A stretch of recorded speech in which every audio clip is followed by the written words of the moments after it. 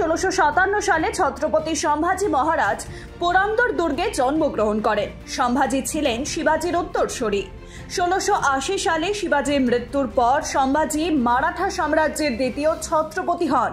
শিবাজি যখন আগ্রা অভিযানে বের হন তখন তিনি সম্ভাজির রাজকেও সঙ্গে নেন। সেই সময় সম্ভাজি রাজের বয়স ছিল মাত্র 9 বছর।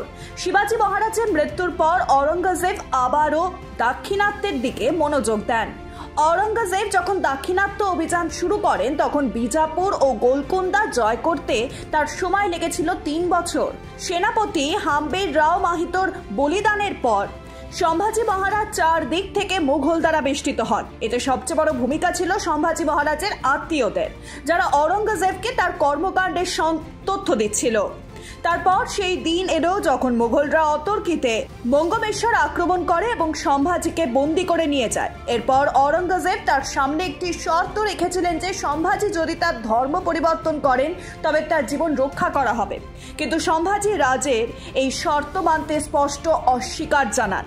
অরঙ্গজেবের সীমাহীন অত্যাচারের প্রায় 40 দিন পর 1689 সালের 11ই মার্চ সম্ভাজি মহারাজ মারা যান। অসহনীয় অত্যাচার সহ্য করেও সম্ভাজি মহারাজ স্বরাজ ও ধর্মের প্রতি তার ভক্তি ত্যাগ করেননি, তাই ভারত তাকে ধর্মবীর উপাধিতে ভূষিত করে। ছত্রপতি সম্ভাজি মহারাজ তার বীরত্বের জেরে খুব অল্প সময়ের মধ্যে মারাঠা সাম্রাজ্যকে প্রসারিত ও রক্ষা করেছিলেন। সম্ভাজি তার শাসন আমলে মোট 120টিরও যুদ্ধ করেছিলেন। এই 120টি যুদ্ধের কোনোটিতেই তিনি ব্যর্থ হননি। RKDF university. खानदानी लुटेरों की कोशिश होगी बेकार, फिर एक बार मोदी सरकार। 14 মে 1925 সালে আলওয়ারের নিমুচানা গ্রামের কৃষকদের সভা করতে গিয়ে গুলি চালানো হয়েছিল। গান্ধী এই ঘটনাকে দ্বিতীয় জালিয়ানওয়ালা হত্যাকাণ্ড বলে অভিহিত করেন। নিমুচানা গ্রামের এই গণহত্যা স্বাধীনতা সংগ্রামে একটি বিশেষ স্থান দখল করে আছে। আসলে 1923 থেকে 24 সালে আলওয়ার রাজ্যের মহারাজা জয় সিং কৃষিদের উপর দ্বিগুণ কর আরোপ করেছিলেন। এরপর সেখানকার রাজপুত কৃষকরা আলওয়ার সরকারের এই সিদ্ধান্তের বিরোধিতা করে এবং ব্রিটিশ সরকারকে দ্বিগুণ কর দিতে মানা করে। ধীরে ধীরে এলাকার কৃষকদের মধ্যে সরকারের প্রতি বিরোধিতা বাড়তে থাকে। এই বিষয়ে 1925 সালের 7ই মে বানসুরের নিমুচানার আলওয়ার সরকার একটি তদন্ত কমিশন পাঠায়। কমিশন তদন্ত করে আলওয়ার সরকারের কাছে রিপোর্ট পেশ করে। রাজপুত কৃষকদের আন্দোলনে স্বস্তি না দিয়ে সরকার জোর করে আন্দোলন দমন করার সিদ্ধান্ত নেয়। অন্যদিকে বনসুরের নিমুচানার কৃষকরা জড়ো হয়ে সরকারের বিরুদ্ধে সোচ্চার হয়। এই কৃষক আন্দোলনকে দমন করার জন্য আলওয়ার সরকার নিমুচানা গ্রামে একটি সামরিক বাহিনী পাঠায়, যারা 14 মে 1925 সালে রাজপুত কৃষকদের উপর গুলি চালায়। শুধু তাই নয়, জয় সিং এর সৈন্যরা পুরো গ্রামে আগুন ধরিয়ে দেয়। 250 জন রাজপুত কৃষক নিহত হয়। ব্রিটিশ সেনাবাহিনী 40 জন রাজপুত কৃষককে বন্দী করেছিলেন। আজও নিমুচানায় পুরাতন প্রাসাদের বুলেটের চিহ্ন এই হত্যাযজ্ঞের কথা মনে করিয়ে দেয়। প্রতি বছর 14 মে এই গ্রামে যে কৃষকরা তাদের জীবন উৎসর্গ করেছিলেন তাদের শ্রদ্ধা জানানোর মাধ্যমে স্মরণ করা হয়। 14 মে 2002 সালে লস্কর সন্ত্রাসীরা জম্মু ও কাশ্মীরের কালুচাকে একটি হিমাচল পর্যটন বাসে হামলা চালায়। 14 মে সকালে সন্ত্রাসীরা যুদ্ধের পোশাক পরে সাম্বারের কাছে বিজয়পুরের পাঠানকোট থেকে জম্মুগামী হিমাচল টুরিস্ট বাসে উঠেছিল। সকাল 6:15 কালুচকের কাছে সন্ত্রাসীরা বাস থামিয়ে চালক ও কন্ডাক্টরকে গুলি করে। এরপর সন্ত্রাসীরা বাসের ভেতরে থাকা যাত্রীদের লক্ষ্য করে নির্বিচারে গুলি চালাতে থাকে। ভারী অস্ত্রধারী সন্ত্রাসীরা আশেপাশের পার্ক করা কিছু যানবাহনে গ্রেনেড নিক্ষেপ করে ব্যাপক ক্ষতি সাধন করে। এই হামলায় 31 জন নিহত হয়েছিলেন, যার মধ্যে পুরুষ, মহিলা এমনকি শিশুও ছিল। সেনা সদস্যদের হাতে নিহত 3 সন্ত্রাসী পাকিস্তানি নাগরিক বলে শনাক্ত করা হয়েছে। এই 3 লস্কর সন্ত্রাসীকে হত্যা করেছে ভারতীয় সেনা।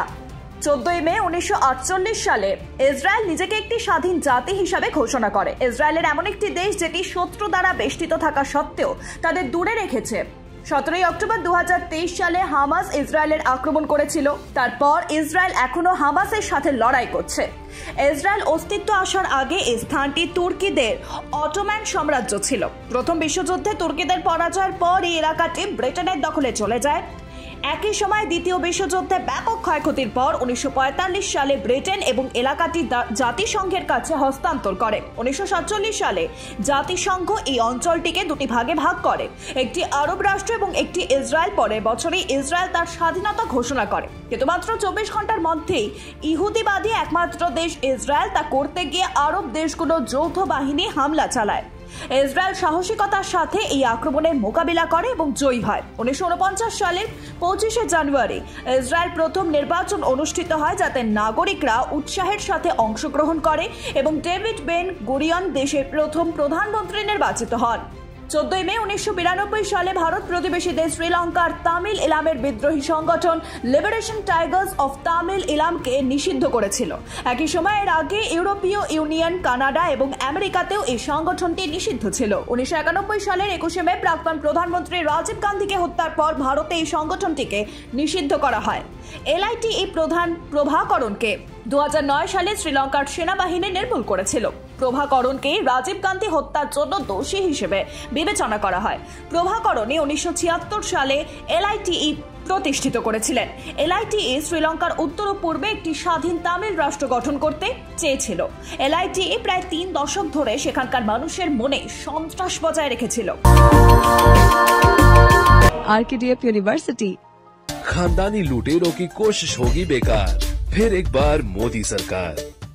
14 মে 1984 সালে ফেসবুক প্রতিষ্ঠাতা মার্ক জুকারবার্গ নিউ ইয়র্কে জন্মগ্রহণ করেন। হার্ভার্ড বিশ্ববিদ্যালয়ে পড়ার সময় মার্ক জুকারবার্গ ফেব্রুয়ারি 4, 2004 সালে ফেসবুক চালু করেন। যখন এটি চালু হয় তখন এর নাম ছিল দ্য ফেসবুক, যা পরে ফেসবুকে পরিবর্তন করা হয়। 2004 সালে শেষ নাগাদ ফেসবুকে 1 বিলিয়ন ইউজার্স ছিল। ফেসবুক জনপ্রিয় হওয়ার পর অনেক বিনিয়োগকারী এতে বিনিয়োগ করেন। ফেসবুকের প্রতিষ্ঠাতা ও CEO মার্ক জুকারবার্গ মাত্র 23 বছর বয়সে বিলিয়নিয়ার হয়েছিলেন। 2021 সালে ফেসবুক তার নাম পরিবর্তন করে মেটা রাখে। Social media platform Instagram, Messenger এবং হোয়াটসঅ্যাপ মেটার অধীনে আসে।